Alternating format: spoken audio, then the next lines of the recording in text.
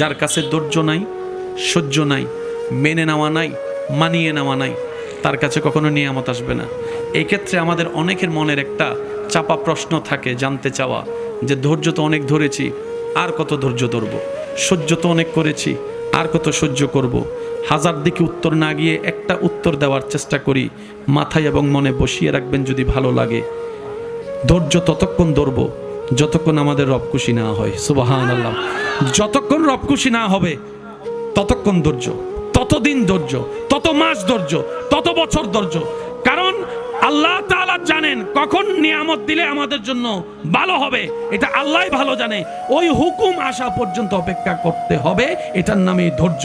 কোনো হা হুতাশ করা যাবে, আফসোস করা যাবে? আল্লাহ দিল আলহামদুলিল্লাহ, না দিল আলহামদুলিল্লাহ। সুখ আপনাকে খুঁজতে হবে না, দেখবেন সুখ আপনার ঘরে নিজে থেকে চলে আসবে। বলেন সুবহান।